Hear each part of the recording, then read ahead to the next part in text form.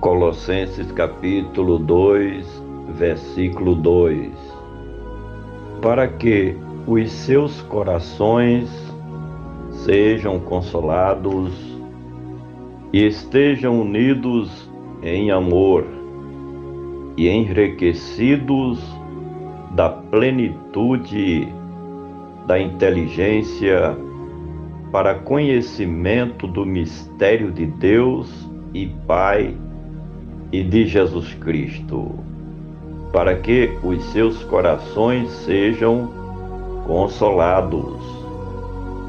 As batalhas que o apóstolo teve que enfrentar e que estava passando neste momento de seu ministério, pois se encontrava preso possivelmente em Éfeso e que ainda haveria de enfrentar, era para que até mesmo aqueles que não o conheciam pessoalmente fossem consolados, sabendo de que em todos os embates, lutas, perseguições e prisões, ele saiu de todas elas sempre como vencedor em nome do Senhor Jesus,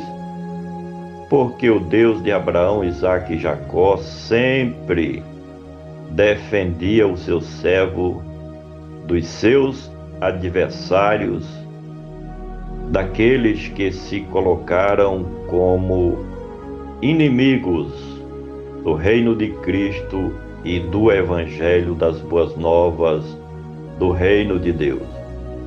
E que os seguidores de Cristo Jesus, que viessem a passar pelas mesmas aflições e tribulações que ele passou, também seriam vencedores sempre em nome do Senhor Jesus Cristo de Nazaré. Para que os seus corações sejam consolados e estejam unidos em amor. Um dos objetivos desta carta do apóstolo Paulo à Igreja de Cristo que estava na cidade de Colossos e que também chegaria a outras comunidades cristãs, como a Igreja de Laodiceia, era para que os irmãos vivessem unidos em torno da mesma causa, que era o crescimento do cristianismo em todo o mundo.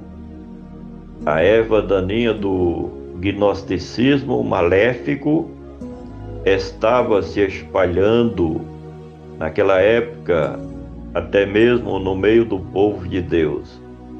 E somente a prática do amor fraternal ensinado por Cristo Jesus e da unidade dos seguidores de Cristo, o Mestre podia vencer essas heresias maléficas, diabólicas, das heresias do gnosticismo, para que os seus corações estejam consolados e estejam unidos em amor e enriquecidos na plenitude.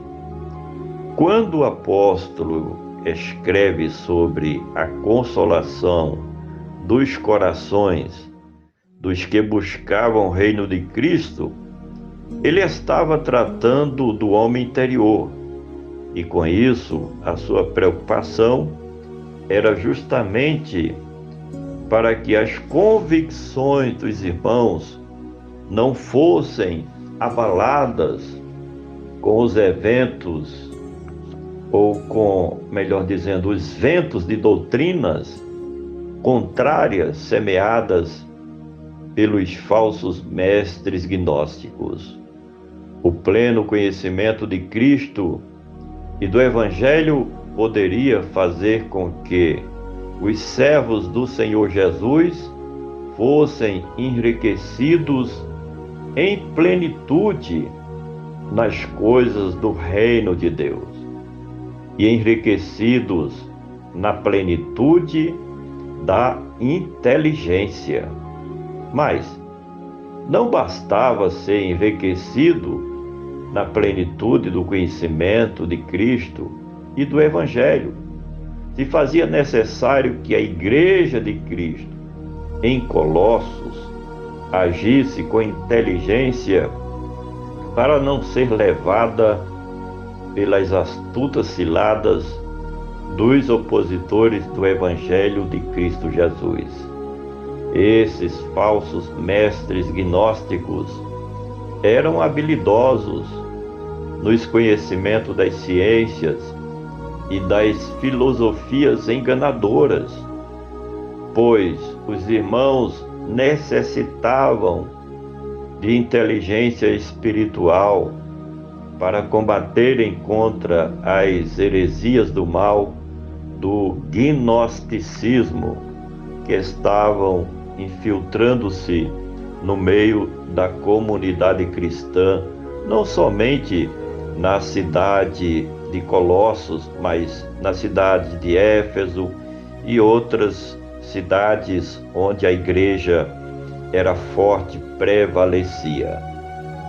Para conhecimento do mistério de Deus, o que os profetas antigos escreveram sobre o Messias, tudo aquilo que Cristo fez e ensinou, o que os apóstolos e líderes do cristianismo vinham pregando, e os escritos do Novo Testamento, que já circulavam nas igrejas.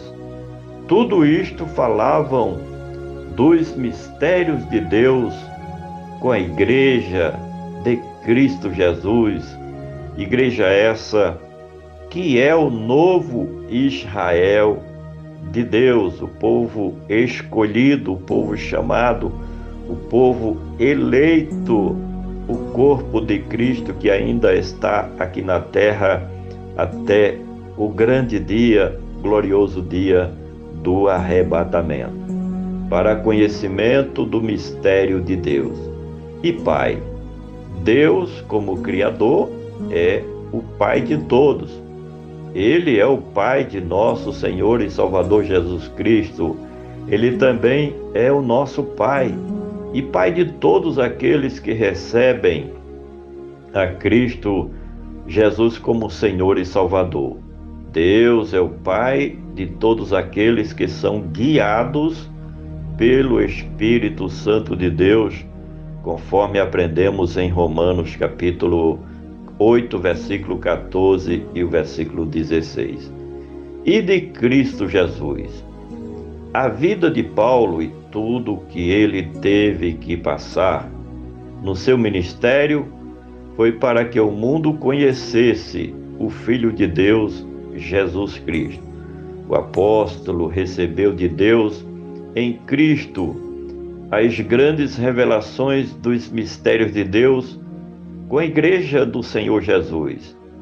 Jesus, nesse caso, quer dizer aquele que veio salvar o seu povo dos seus pecados. Cristo quer dizer o enviado ou ungido de Deus, aquele que veio cumprir a grande missão como Salvador, como Redentor da humanidade, mas especificamente, mas de maneira direta, da Igreja remida de Cristo Jesus, o Filho de Deus. Por gentileza, compartilhe este comentário. Vamos juntos semear a palavra do nosso Deus.